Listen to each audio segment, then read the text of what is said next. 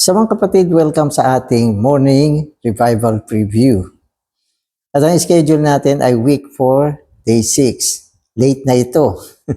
Dapat nagawa ito kahapon, pero hindi ko na nagawa.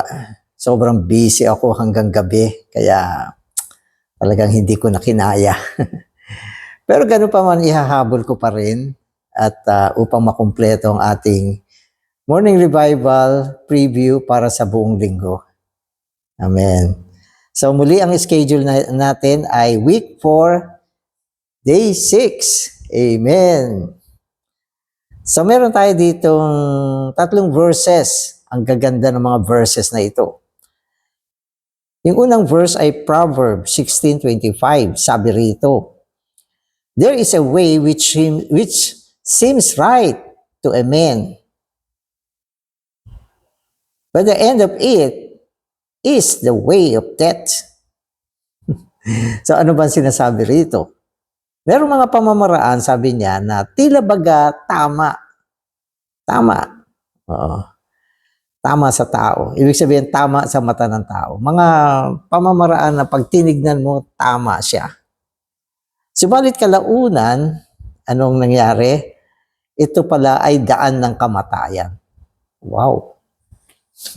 Nangyari na ba sa inyo yan? No, nagkaroon ba kayo ng karanasan na ganyan?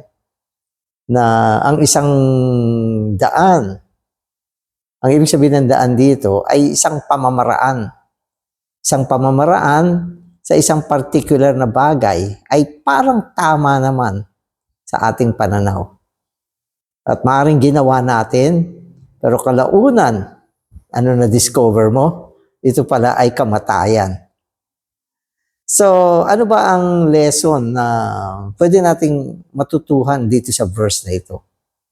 So, mga kapatid, ganito. Huwag kang kumilatis sa mga bagay ng ayon sa tama at mali. Huwag mong gawin yan. Delikado yan. Sapagkat bago tayo naligtas, ganyan ang ating estilo. Palagi natin tinitingnan ang mga bagay sa prinsipyo ng tama at mali. Pero dapat mapaalalahanan tayo. Ang maling puno ay isang kaalaman tungkol sa masama at mabuti. Kasama na dyan ang tama at mali. Ayos o hindi ayos. So yung mga ganyang pananaw ay hindi pamamaraan ng isang Kristiyano. Tandaan ninyo, tayo ay naisilang na muli, nagkaroon ng buhay ng Panginoon, nadala tayo sa isang daan ng buhay na siyang dapat nating ina-apply sa pamumuhay natin. So kapag may mga bagay tayong gagawin, dapat ito ay kilatisin natin, hindi ayon sa mabuti o masama, tama o mali, ayos ba to o hindi mali, maganda ba to o hindi. Huwag ganon. Dapat ang unang tanong, ito ba ay daan ng buhay? Daan ba ito ng buhay? O sisimplihan natin, simplihan ko na lang. Ito ba ay daan ng Panginoon na ibinigay sa akin? No? At paano mo magagawa yan? Kailangan i-apply mo ang prinsipyo ng puno ng buhay na walang iba kundi ang Panginoon. Kilatisin mo siya ayon sa Panginoon na siyang tustus ng buhay sa atin. At para magawa mo yan, dapat maganda ang relasyon mo sa Panginoon.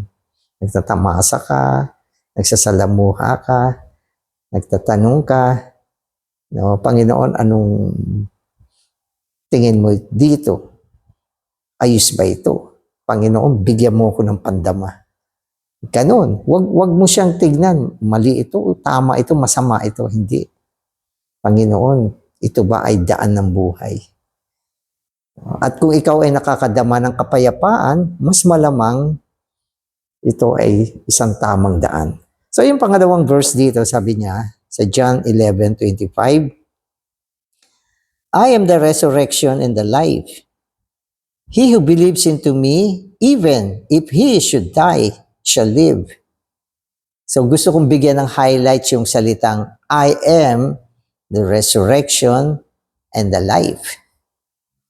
Yung life, madali mong maintindihan. Pag sinabi ng Panginoon, I am the life. No? Ako ang buhay. Ibig sabihin, siya ay ang dibinong buhay na idala tungo sa atin. Pero sinasabi din niya, I am the life and the way. So ibig sabihin, ang buhay na ito, dinala tungo sa atin upang ilatag natin at maging pamamaraan natin. So yan. Yung isa namang verse, sabi niya, ako ang pagkabuhay na muli. Ito medyo napapaisip ako madalas pag nababasa ko to. Sapagat para sa atin, ang resurrection o ang pagkabuhay na muli ay isang bagay na o isang buhay na dumaan sa kamatayan at nabuhay na muli. Yan ang pagkabuhay na muli. Namatay muna at saka nabuhay na muli. E di, nabuhay na muli. Yan ang pagkabuhay na muli. Pero nung sabihin ng Panginoon ito, ako ang pagkabuhay na muli, hindi pa siya namamatay at hindi pa siya nabubuhay ulit. So nakita nyo ang pagkakaiba. So ano ibig sabihin nito? Ang ibig sabihin nito, maski na mamatay siya, mabubuhay siya muli sapagkat siya ang pagkabuhay na muli. Bagamat hindi pa nangyari na siya ay namatay at nabuhay na muli, pero sigurado na kung siya ay mamamatay, mabubuhay siyang muli sapagkat siya ang pagkabuhay na muli. Kaya hindi naman niya kailangang mamatay at mabuhay na muli para tawagin siyang pagkabuhay na muli. Saluhan niyo ba? Ibig sabihin, bago pa siya namatay at nabuhay na muli, siya ay pagkabuhay na muli. Anytime na mamatay siya, siya ay mabubuhay na muli. So, yun lang naman ang ano. So, ibig sabihin, hindi mo kailangan magantay yung panahon na yon. No? Siya ay pagkabuhay na muli. Ito ay isang bagay na tiyak siguradong mangyayari sapagkat siya ay pagkabuhay na muli. No? Kaya nung siya ay namatay sa krus, walang paltos, mabubuhay siyang muli. Kasi siya ang pagkabuhay na muli. Yung pangatlo, sabi rito, for the law of the Spirit of life has freed me in Christ Jesus from the law of sin and of death. So ito ay isang malaking verse na natuklasan ni Paul. Na mula sa verse na ito, makikita natin ang dalawang uri ng buhay at bawat buhay ay may kautusan. So yung una, sabi niya, law of the Spirit of life, ang kautusan ng Espiritu ng buhay. Yung pangalawa, ang kautusan ng kasalanan at kamatayan. Ito ay dalawang uri ng buhay na meron tayo ngayon. Nasa atin yan, yung dalawang yan. So bago tayo naligtas, bago tayo nanampalataya, bago tayo naisilang na muli, yung kautusan ng kasalanan at kamatayan, nasa atin na yun. Isinilang tayo na meron ng ganyan. Sapagkat tayo ay mga inapo ni Adan. Nakuha natin yan kay Adan. Mula kay Adan, minana natin ang isang uri ng buhay na tinatawag na kautusan ng kasalanan at kamatayan. So ito ay isang kalikasan na walang iba kundi si Satanas. Kaya tayo nagkakasala. No? Kaya tayo mamamatay. Kaya ganyan yung buhay natin dahil merong ganyang uri ng kautusan ng buhay na nasa loob natin. Kaya hindi mo mapipigil ang magkasala sapagkat naging buhay natin ang kasalanan. Naging kalikasan natin yan. At kawawa tayo sapagkat naging alipin tayo ng kasalanan. Sa ayaw mo sa gusto, magkakasala ka dahil ang kautusan ng kasalanan ay nasa atin. Isa siyang nature. No, tandaan ninyo, kung ano ang nature, yun ang pamumuhay. At yan ay totoo dito sa mundo. Kung ano ang kalikasan ng isang nilalang, yan ang kanyang pamumuhay. Kapag ang kalikasan niya ay kalikasan ng kasalanan, singular, siya ay magkakasala, plural, nakakagawa siya ng maraming kasalanan, hindi niya kayang pigilan ang kanyang sarili. Nakakasala talaga siya. Pero salamat sa Panginoon, nung tayo ay nanampalataya sa Panginoon, dinala sa atin ang mas mataas na buhay at mas mataas na kautusan. Yan ay ang kautusan ng Espiritu ng buhay. Kaya dinagdag yan sa atin. Hindi naman nawala yung isa, naidagdag lang yung kautusan ng Espiritu ng buhay. No? At yun ang nagpapalaya mula sa kautusan ng kasalanan at kamatayan. Kung ibinubuhay mo siya, depende kung ano ang daan ng pamumuhay mo. Kung ang daan ng pamumuhay mo ay ang kautusan ng Espiritu ng buhay, bagamat nasa iyo ang espiritu ng kasalanan at kamatayan, subalit natatakasan mo siya, napapalaya ka mula sa Kanya. Kaya ang buhay na isang Kristiyano, kung tutusin, hindi naman siya struggling. Ano yung struggling? Pagpupumiglas, pagpipilit, pag-exert ng effort, hindi naman ganun. Ito ay isang paraan lang ng switching. Sa modern term, log-in. So, kung saan ka naka-log-in, yun ang pamumuhay mo. Kung sakaling ikaw ay nasa kautusan ng kasalanan at kamatayan, mahina ka, nagkakasala ka, mag-log out ka. Log out. At mag-log-in ka. O kung nag-log out ka dyan, automatic naman ang log-in ito eh. Log out ang nangyayari sa atin. Kaya lang minsan, mula sa sa kautusan ng Espiritu ng buhay, nalalag out ka, automatic din yan. Bumabalik ka dun sa lumang kautusan. Kaya dyan tayo, gumagalaw, umiikot-ikot. Sa mga kapatid, ang ganda ng mga verses natin. So nawa, ma-apply natin ito sa buhay natin. Magbabasa na ako. After God created Adam, He placed him in front of two trees, the tree of life and the tree of the knowledge of good and evil. God then charged Adam not to eat of the tree of the knowledge of good and evil, for if he ate of that tree, he would die. Not only he would die, he will surely die, sabi ng Biblia. So ito ay ang senaryo, itong binasa natin ito. Ito isang senaryo na pagkatapos ng nalikhain ng Diyos ang tao, nilagay niya ang tao sa Hardin ng Eden. At doon, mayroon 2 puno. So alam na natin yan. Ang puno ng buhay na sinasagisag ng Panginoon. Ang puno ng kaalaman tungkol sa mabuti at masama, sinasagisag ni Satanas. At diyan, binigyan ng Diyos ng babala ang tao. Etong puno ng kaalaman tungkol sa masama at mabuti, huwag mong kakainin yan. Ang linaw, sabi ng Diyos, huwag mong kakainin yan. Huwag! Sapagkat sa araw na kinain mo yan, sigurado kang mamamatay. So, yun ang unang warning sa loob ng Biblia na mababasa natin. At ito ay nanggaling sa bibig ng Diyos mismo. Huwag mong kakainin. So hanggang ngayon, umiiral yan, yung warning na yan. Mga kapatid, tandaan nyo, huwag kayong kakain dyan. Lason yan. No, mapapahamak kayo mula dyan. O, kanina, yung binasa natin yung unang verse, tila mabuti at tila tama, pero kalaunan, daan pala ng kamatayan.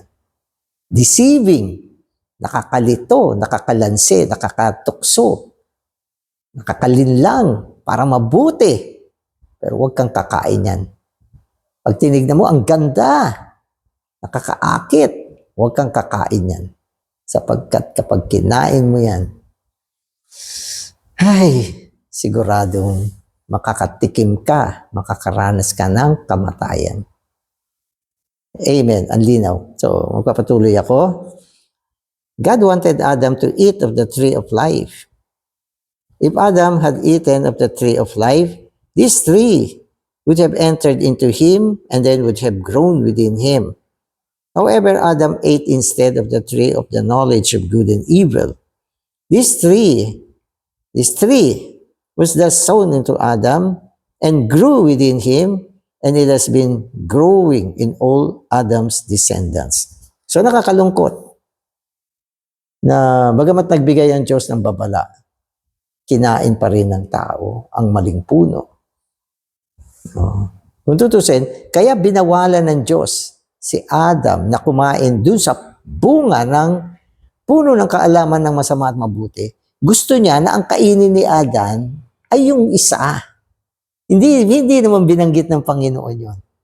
Hindi niya binanggit. Hindi niya sinabi, huwag kang kumain dito. Eto ang kainin mo. Hindi niya sinabi yun. Alam niya matalino si Adan. Alam niya yan. At ayaw din niya ibaba yung kanyang sarili. Gusto niya na si Adan ay kusang maakit sa kagandahan ng puno ng buhay. So mga kapatid, ganyan siya. Madalas ang Panginoon, ang ginagamit lang niya ay ang kanyang sarili upang akitin tayo. Hindi siya kumikibo, pero pinapakita niya ang kanyang kabutihan, ang kanyang kagandahang loob, ang kanyang karilagan, no, ang kanyang ningning, no, ang kanyang kahalagahan, upang akitin tayo. Wala siyang sasabihin sa iyo. Minsan hindi niya sasabihin sa iyo, maglingkod ka sa akin. Pag full-time ka o gano'n. Hindi. Kapag nahipo mo siya, nabuksan yung mata mo, ikaw mismo magsasabi, Panginoon, ikaw ang pipiliin ko. Yun ang gusto ng Diyos. Yun ang gusto ng Diyos. Pero yun nga sinasabi ko, nakakalungkot, hindi nabuksan ang mata ni Adan. Lalo itong si Eva. Siya yung una eh. Siya yung nauna dyan eh. Sapagkat ang una niya nakita yung ahas. Ang ahas noon, nakatayo, medyo gumagalaw-galaw na nakakalito. Kaya dyan siya na-fall. Yun ang kanyang kinain. Kaya nung kinain niya yan, ano nangyari? Nakapasok itong kalikasan ng masamang puno sa kanya. Yan ay nag-grow at nagpatuloy sa lahi at mga inapo ni Adan na hanggang sa ngayon, no, itong kalikasan ng puno ng kaalaman tungkol sa mabuti at masama ay patuloy na umuunlad sa loob ng tao. So yan yung sitwasyon ng tao ngayon. Amen. Today, the entire human race is a race constituted according to the tree of the knowledge of good and evil. In every human society, regardless of the kind of ethics it has, the tree of the knowledge of good and evil is growing. As long as this tree is growing among the human race, there will be no peace. Bakit walang peace? No, bakit walang peace? Ang daming sagot tungkol sa tanong na yan. Pero kung tutusin, meron lang isang sagot. Bakit walang peace sa mundo, sa mga tao? Yan ay dahil ang puno ng kalikasan o kaalaman tungkol sa mabuti at masama ay taglay ng tao ngayon. Sapagkat nung araw na kinain yan ng tao, ito ay nakapasok sa tao, lumago, tumubo, nag-grow siya, nag-develop na siya sa tao. At ito ang umiiral na halos ang buong mundo ay tumatahak sa linya. Anong linya? Linya ng kaalaman ng mabuti at masama. Ito, dahil nandyan ang tao, wala silang kapayapaan. Nagtatalo, ano ang tama, anong mali, ano ang mabuti, ano ang masama, walang katapusan na pagtatalo. Sapagkat itong puno na ito ay isang puno na nagsasanhi upang ang tao ay mailayo sa Diyos. Maging independent sa Diyos. Puno yan ng karunungan eh. Kaya yan ay puno ng pagiging malaya mula sa Diyos. Ang puno ng buhay ay isang uri ng puno, no, naggagawing kang umaasa sa Diyos. Naniniwala sa Diyos, nananampalataya sa Diyos, at araw-araw hinahanap ang Diyos. Pero yung isang puno, hindi. Palalayain ka niya mula sa Diyos. Hindi ka niya gagawin na isang tao na dumidepende sa Diyos. Kaya ito ang sitwasyon ng mundo ngayon. Walang peace. Walang kapayapaan. Walang kapayapaan ng mga bansa. No, sa kanilang kaugnayan, sa kapwa, kapitbahay nilang bansa. Kaya mayroong mga international problem. Maging sa sariling bansa, nagkakagulo, walang peace. Di ba? Sa Senado, walang peace. Sa Kongreso, walang peace. Sa mga opisina natin na pinapasukan, walang peace. Ano pa? Minsan, pati sa sarili natin sa bahayan, walang peace. Minsan, pati sa sarili mo, ikaw mismo, wala kang peace.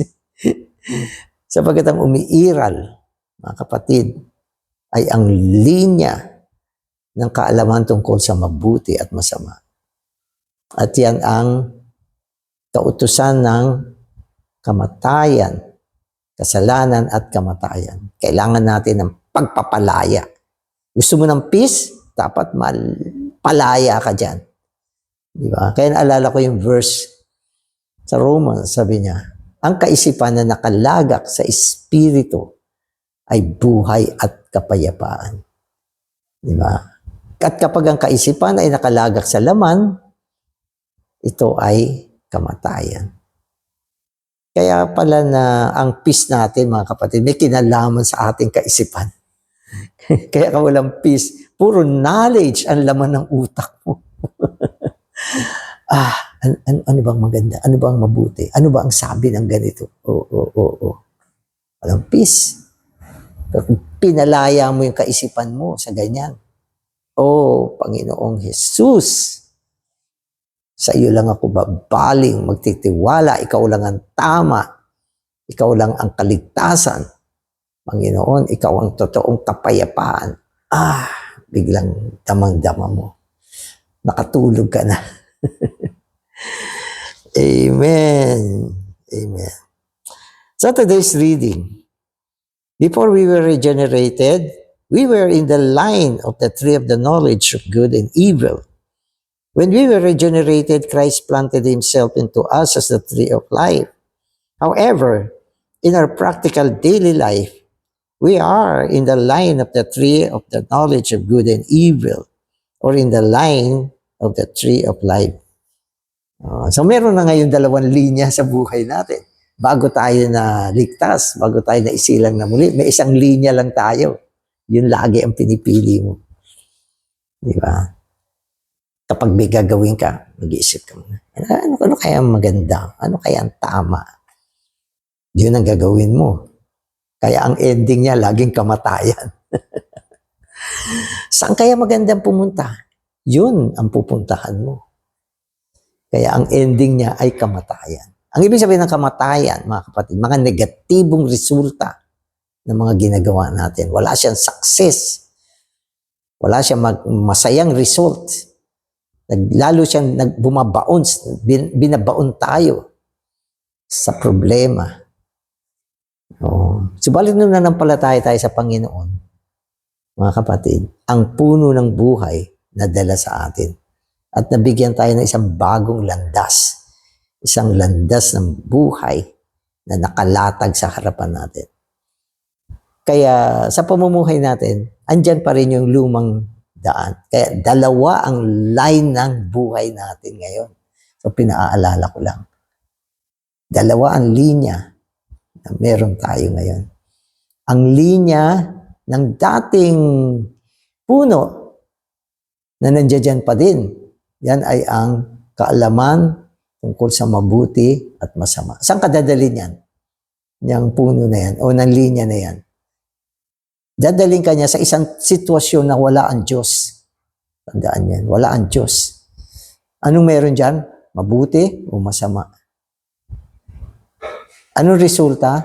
Kamatayan.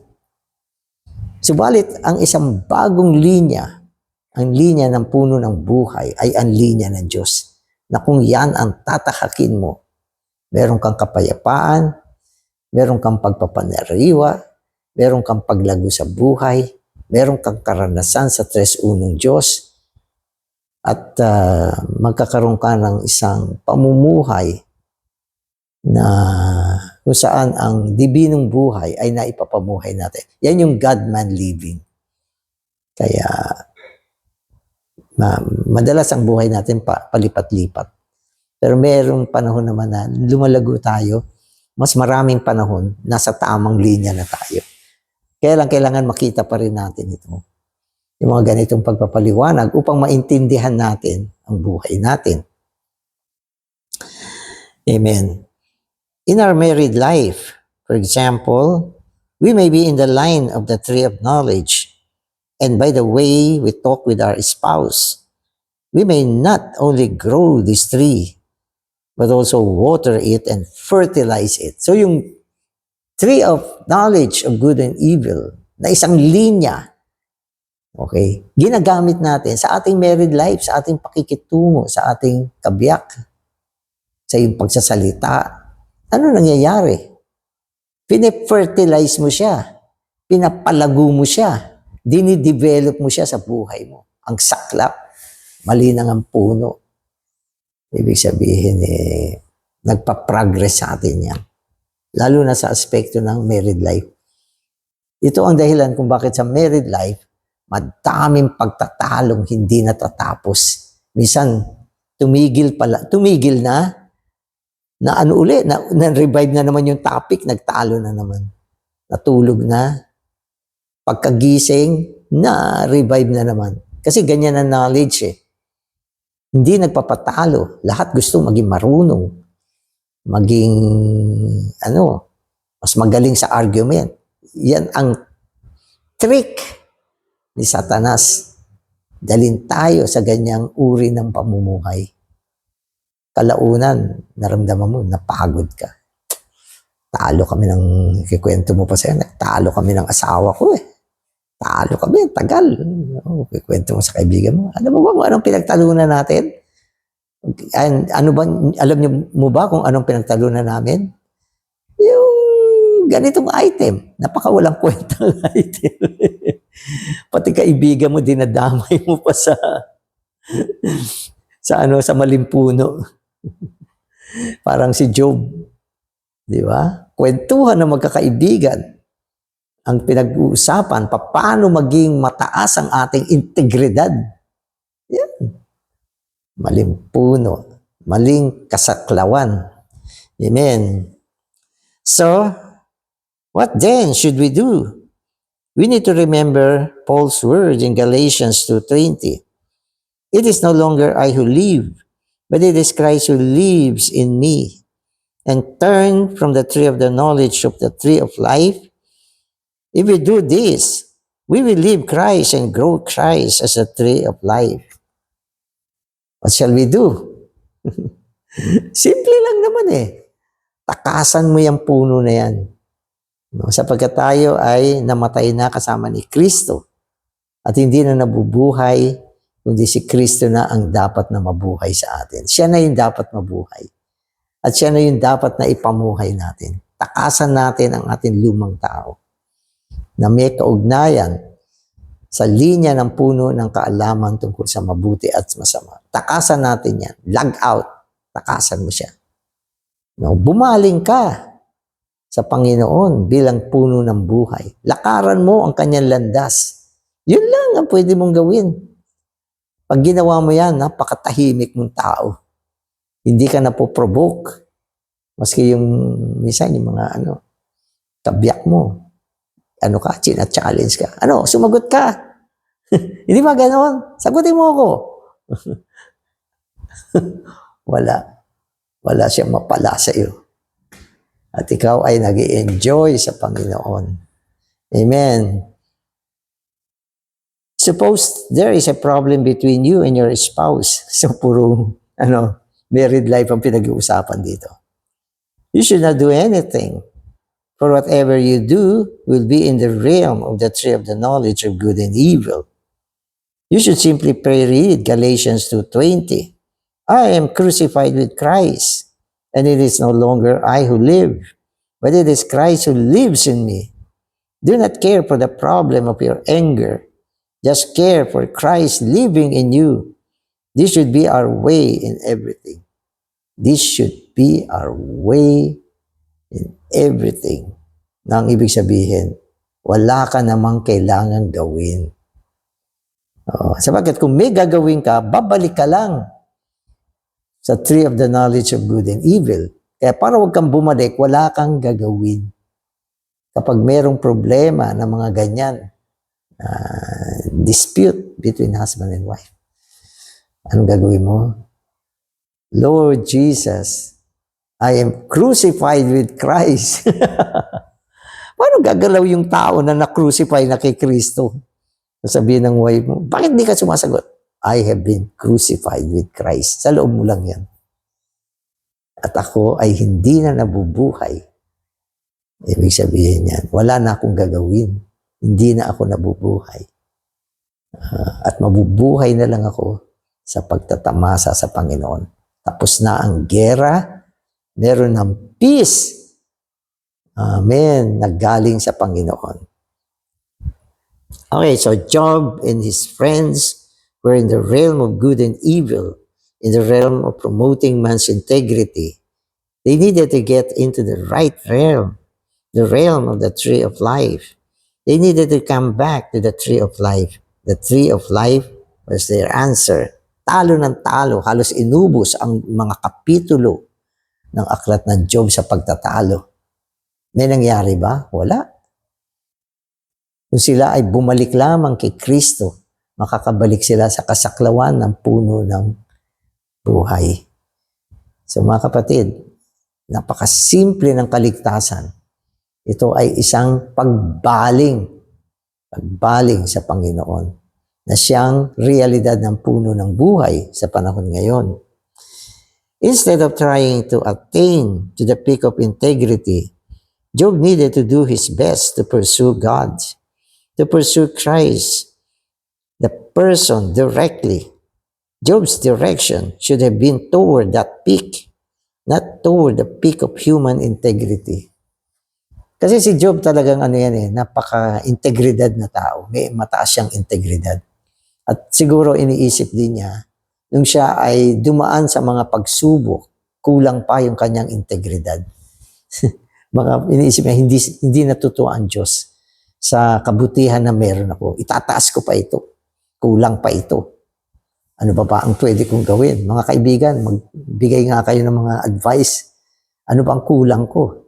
Kaya yung dialogue nila ay pumupunta sa isang punto, paano itaas ng itaas, i-high peak yung human integrity na iniisip nila, pwede nilang masatisfied ang Diyos, mapatawad sila kung may kasalanan sila, at ibalik yung magandang pamumuhay nila bilang resulta ng isang mataas na integridad ng pamumuhay. Pero hindi ginawa ng Diyos yan.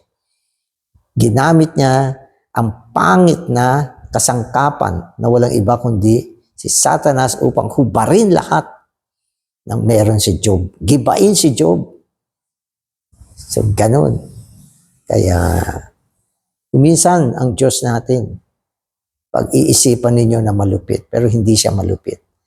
Pinapahalagahan niya ang kanyang ekonomiya. At nais niya na bawat isa sa atin pumasok sa kanyang walang hanggang ekonomiya. Ang isagawa natin kung ano ang nasa puso ng Diyos. No? Kung bakit niya tayo nilikha ng mga sisidlan ayon sa kanyang wangis, ayon sa kanyang anyo, mga sisidlan.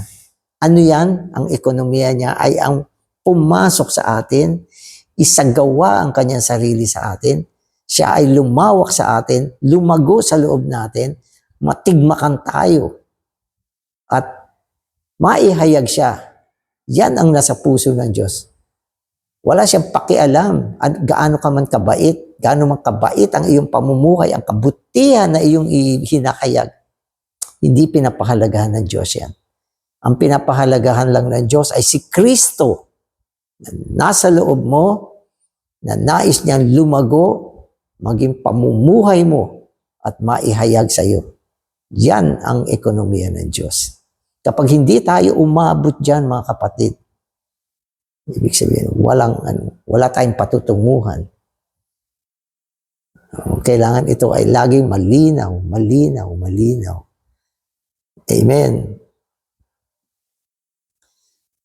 Amen. We need to see that the entire Bible is a book of God's eternal economy. In His economy, God's intention is to dispense Himself into us to be our life and our nature, that we may be the same as He is in life and nature in order to express Him. What then about the stripping and the consuming? God's stripping and God's consuming are to tear us down. We are fallen and natural men. As such men, we need to be torn down. God must tear us down. Then God can have a base, a way to build us up again. Unique yung pamamaraan ng Diyos eh. Tearing down. Talagang kailangan yan eh. Talagang kailangan yan. Para mabuksan tayo. Maging ang ating mata, ang pangunawa natin. Magkaroon ng liwanag tungkol sa kanyang ekonomiya. Madalas itong mga salita, lagi natin nadidinig, pero hindi pa rin talaga nakapasok sa atin ito. Sapagkat sa pamumuhay natin, marami pa rin bagay na hindi ang Diyos na nag-o-occupy sa atin. At pwede nating hatiin yung dalawang bagay na hindi ang Diyos. May mga masamang bagay pa rin na nag-o-occupy sa atin. At meron naman mga mabubuting bagay, mga ethical things na nag-o-occupy sa atin. Pero masama man yan ay o mabuti, yan ay hindi Diyos. Kailangan matanggal. Kaya kailangan ng paggiba. Kung hindi ka giniba ng Diyos, panghahawakan mo yung mga bagay niyan. Pero isang araw, gumawa siya ng paggiba. Hinubad niya lahat ng mga bagay sa buhay mo. Then, diyan mo marirealize na tayo ay walang silbi. Tayo ay walang kakayahan. Na ang ating buhay ay walang direksyon, kundi bumaling lamang sa Panginoon. At kapag dumating ang panahon na yan, naging tama ang pagbaling mo, yung mata mo mabubuksan. Yung kalooban mo mabubuksan. Sasabihin mo, katulad ng sinabi ni Diyos, ngayon, nakita ko na ang Diyos. Ngayon, nahipo ko na ang Diyos. Tama yan. Kung hindi siya tinuos ng Panginoon, hindi siya aabot sa ganyan. Kaya may tearing down upang sa pamamagitan ng paggiba, maitayo ang Diyos tungo sa atin. Amen. In His economy, God's intention is not to make fallen men whole. Rather, God's intention is to tear us down and rebuild us with Himself as our life and our nature, that we may be persons who are absolutely one with Him. Na ang ibig sabihin, tayo ay maging ganap na kaisa niya. Walang mga ibang halo. Pure na pure ang pagiging pakikipag-isa natin sa Diyos. Walang iba. Napaka-pure. Yumaman ka man, maging dukha ka, mabigo ka man sa mga pangarap mo, pure pa rin na siya ang laman natin at siya ang isang naispalaganap sa atin. Maging malusog ka man o hindi, pure ka pa rin. At ang Diyos ang nakakaalam ng kung ano dapat ang sitwasyon natin. Kaya isa sa pinakamataas na Christian practice ang consecration. Sapagkat ang consecration ay ang araw na inalay mo yung sarili mo sa Panginoon. At sinabi mo, Panginoon, ako ay para sa iyo lang. Ang sisidlan na ito, Panginoon, para sa iyo lang. At ang aking pamumuhay, dapat ikaw lang ang pipiliin ko. At ang iyong daloy, ang gusto kong nananatili sa akin. At araw-araw, kukunin kita bilang aking pagkain. Ang prinsipyo, mga kapatid, ng puno ng buhay ay pagkain. At ang prinsipyo ng pagkain ay dependence. Dependence. Na ang ibig sabihin, hindi pwedeng hindi ka kumain. Yan ang gusto ng Diyos. Di ba? Kaya nga sinabi niya ang ating food should be daily. Ang ating bread should be daily. Nang ibig sabihin, kahapon nagkaroon ka ng bread. Ngayon, dapat meron ka uling bread. Sino ang bread of life? Ang Panginoon. Kaya, kailangan maintindihan natin ito. Amen. The book of Job shows us that God, through Satan, as an ugly tool, was tearing Job down by two ways, stripping and consuming. God's stripping and consuming were exercised over Job to tear Job down, that God might have a base and a way to rebuild him with God himself, that he might become a God-man. This is what we should receive in our study of Job. So yung tearing down, may paggiba at merong pagtupok. Giniba, ayun, hindi lang giniba, tinupok pa ng Panginoon. Pag sinabi mong tinupok, mataas yung wala na natira talaga. Talagang wala na natira kay Job. Ano ba meron siya? Pagkatapos siyang gibain at tupukin ng Diyos, wala. Ano meron siya? Bukol, mga pigsa, mula sa kanyang tuktok hanggang kanyang talampakan. Matinding sakit. Hindi makahiga, hindi makaupo, hindi makatayo. Sasabihin mo, kawawa. Wala akong sasabihin tungkol dyan. Ang Diyos hindi malupit.